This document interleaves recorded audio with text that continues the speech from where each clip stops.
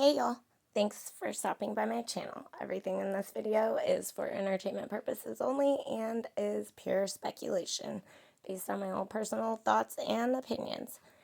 So I hope you guys had a wonderful weekend, and I want to talk about the Kohbergers, like Brian's parents, and why they likely have remained silent. For those of you who question, why is he so silent? Why doesn't his family talk?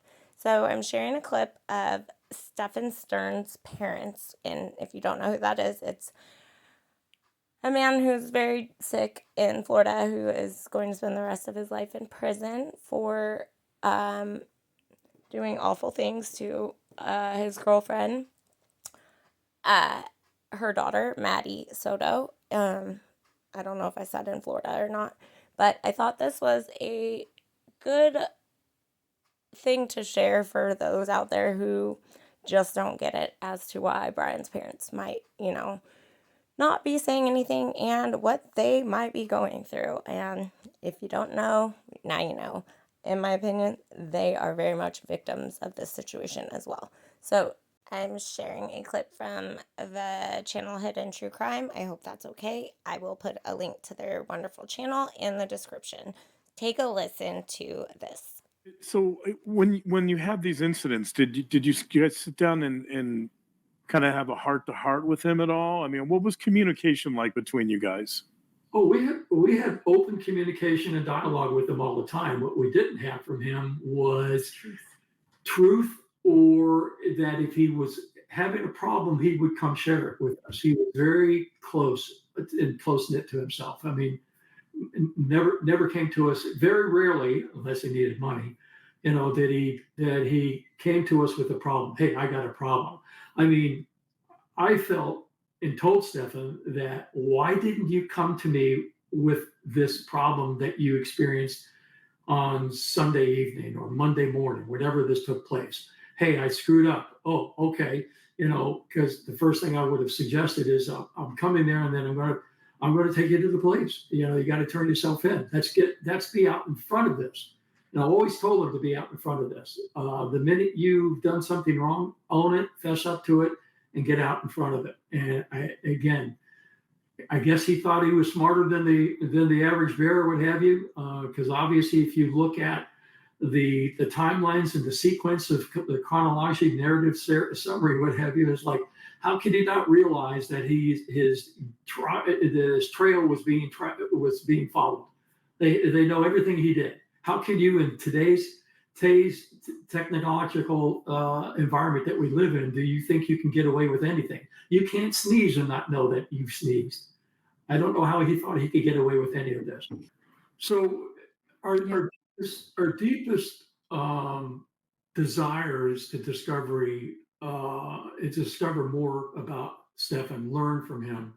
And we're going to kind of lean on you, John, to help us provide some clarity to Stefan. It's a son that we didn't know versus what we did know about our son, and the complete opposite of one another. We feel blessed that we found you guys. You reached out to us, and it gave us the opportunity to do a deep dive into your channel, and it was a welcome relief to see the professionalism of what you guys put out there, and the fact that John's got a medical background brings a lot of legitimacy to your channel. You guys truly represent what we believe should be represented in these crime channels that exist out there, and not the circus that they do represent. I mean, but it's a shame. It's reckless abandonment that they utilize. It's basically inciting a lynch mob against us, and God forbid anybody should cross their paths,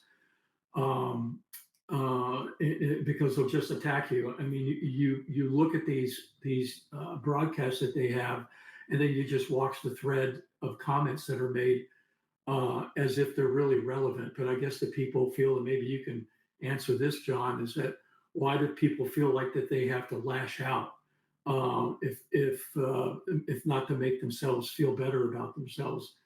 I truly don't understand that. The fact that they spend these hours watching this stuff is just amazing. Don't they have lives? Yeah, and I want to say, it's almost this is what I've seen oftentimes in the true crime community. It's almost like you're damned if you do, damned if you don't. None of us can imagine what you're dealing with right now. Maybe there are some people. I'm sure there is a small club out there that understands a bit of what you're going through, but I would say the majority of people have no idea the type of situation and what that is like for both of you. No one, I wouldn't wish that upon anyone. And it's true, if you don't speak, shame on you for not speaking up, right? And if you do speak, they're going to scrutinize everything that you say. Damn it, So damn if you don't.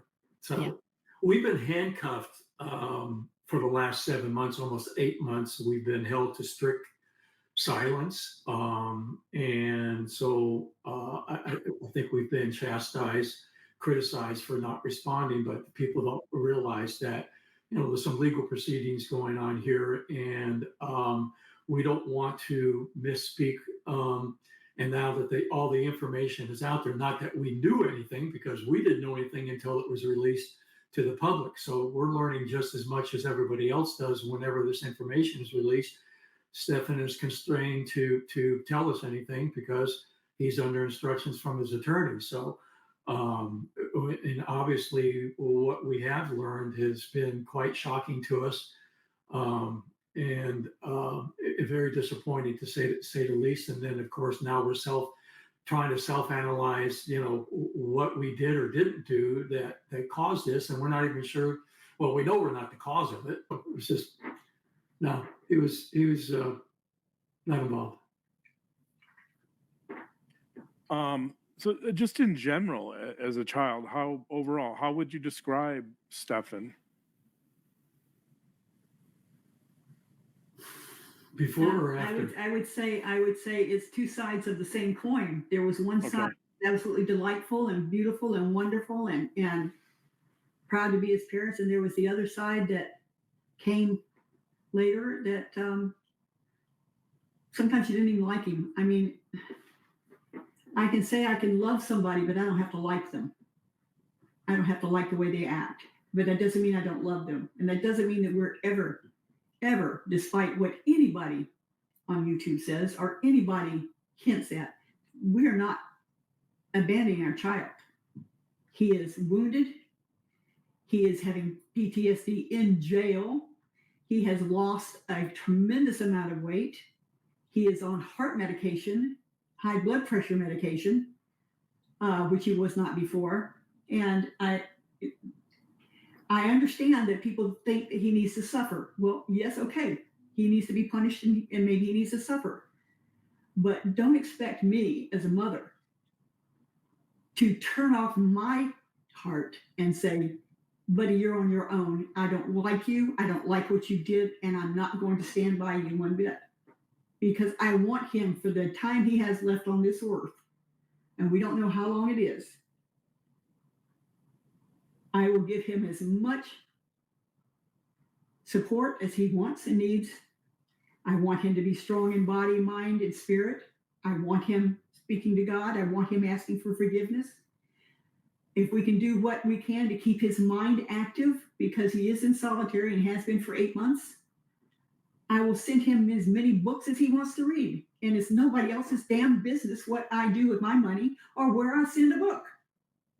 They all have to be approved by the jail. So, and if we want to give him commissary money so he can have coffee or hard candy, whose business is it of it? Really? Wouldn't they do the same? Wouldn't anybody? I mean, I don't understand throwing them out like bad fish. Yeah, our love is unconditional and unwavering. It's not going to happen. So, and I don't know how a parent could take that attitude and just abandon their child in spite of what they did. Obviously, there's a reason for what happened. He certainly wasn't raised that way. and we're just not going to abandon him. It's not going to happen.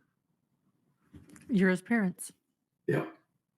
I'm going to read, just to reiterate this point. I'm going to read another short paragraph here that you guys sent that I think makes this point very well. And this is from you guys prior to our interview.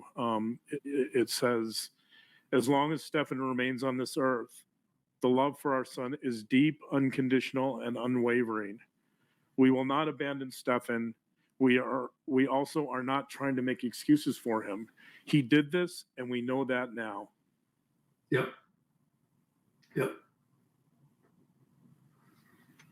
So I think it's important to reiterate that not only the unconditional love, but also the recognition that your son did a horrible thing. I commend these parents for speaking their truth. But what do you guys think? Thank you for watching, and leave me a comment with your thoughts. Please hit the like, subscribe, and notification bell. Stay safe.